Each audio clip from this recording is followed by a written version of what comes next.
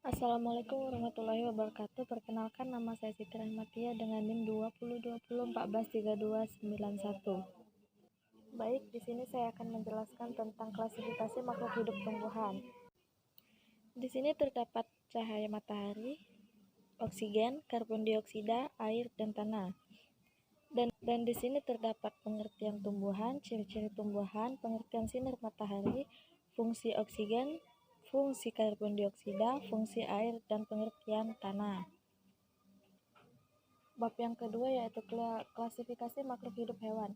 Di sini terdapat pengertian makhluk hidup yaitu suatu organisme yang dapat mempertahankan dirinya dari berbagai bentuk perubahan lingkungan dan dapat berkembang biak untuk melestarikan jenisnya.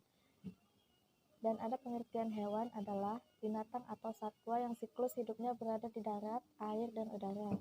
Dan ada pula ciri-ciri hewan yaitu 1. Organisme multisel, 2. Berkembang biak secara seksual, 3. Bernafas secara aerob, dan 4. Bersifat eukariotik. Selanjutnya ada jenis-jenis hewan yaitu 1. Mamalia, 2. Burung, 3. Reptil, 4. Ikan, 5. Amfibi, dan 6. Arthropoda. Selanjutnya ada manfaat hewan yaitu 1. Hewan dapat membantu pekerjaan manusia. Hewan sebagai bahan obat-obatan. Hewan sebagai sumber daya yang dapat dimanfaatkan sebagai bahan pangan. Hewan bermanfaat untuk bahan sandang dan hewan bermanfaat sebagai bahan kerajinan. Bab yang ketiga yaitu sistem organ manusia. Dalam sistem organ manusia terdapat rongga mulut, lidah, kelenjar parotis, kelenjar subligua, kelenjar submandibula, tenggorokan, kerongkongan, lambung, pankreas, limpa, usus besar yang meliputi usus besar melintang, usus besar menurun, usus besar meranjak, hati, empedu, duodenum, jejeum, ileum, usus buntu, cecum, sigmoid atau usus panggul, rectum, anus. Dan di sini terdapat fungsi dari masing-masing yang saya sebutkan tadi. Bab keempat yaitu sistem koordinasi dan alat indera manusia. Di sini ada terdapat sistem koordinasi yang artinya tubuh kita terdiri dari banyak organ yang semuanya bekerja tanpa saling mengganggu antara organ satu dengan yang lainnya. Selanjutnya ada sistem koordinasi terdiri atas 1. Sel saraf, 2. Otak, 3. Sumsum tulang belakang. Dan ada pula bagian utama sel saraf yaitu dendrit, badan sel, dan akson.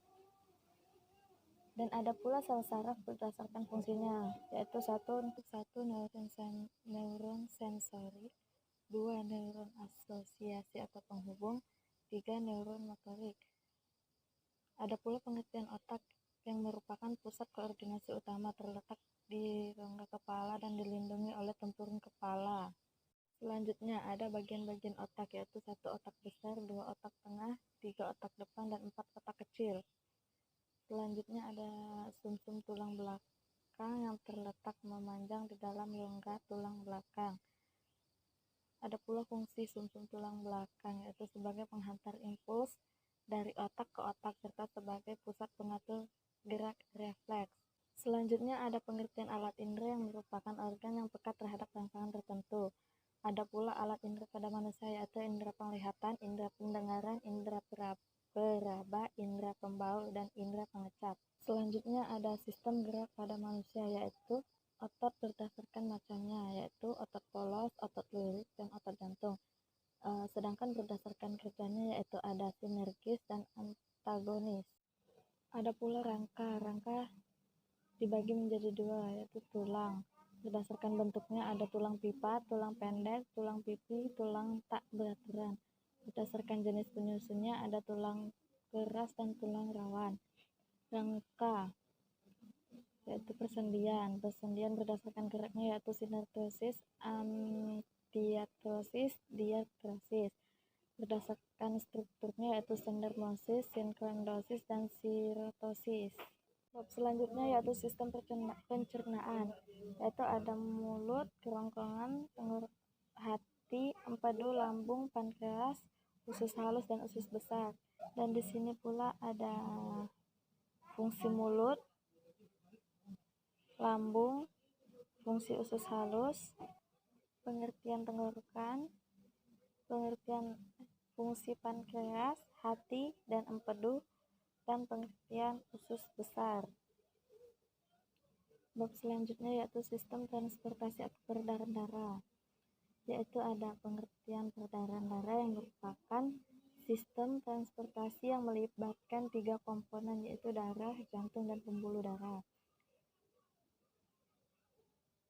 Ada pula fungsi jantung, yaitu untuk memompa darah ke seluruh tubuh sebagai alat transportasi dalam tubuh. Dan ada pula fungsi darah, yaitu untuk menjadi pengangkut bahan atau zat makanan, oksigen, sisa-sisa metabolisme, dan hormon di dalam badan manusia. Selain itu, darah juga menjadi kadar asam basa, cairan tubuh, dan pengontrol suhu badan.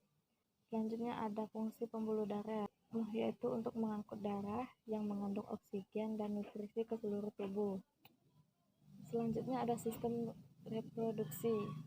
Di sini ada sistem reproduksi wanita, yaitu ada saluran telur, ovarium, vagina, serviks, rahim, dan endometrium. Sini ada penjelasan tentang vagina, merupakan bagian yang paling sering disebut sebagai alat reproduksi wanita. Ini memiliki tempat di bagian dalam belakang kandung kemih. Dan ada pula serviks, merupakan jalan masuknya antara rahim atau uterus dan vagina, ini disebut sebagai leher rahim. Ada pula uterus, inilah ruang untuk janin tumbuh dan berkembang. Dan tuba falopi menghubungkan ovarium dan uterus. Ada juga ovarium sama seperti tuba falopi. Indung telur juga berjumlah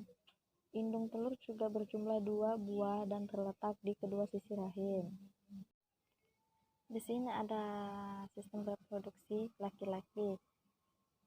Ada kandung kemih, kelenjar prostat, uretra, vas deferens, testis, skrotum, kepala penis, dan lubang penis.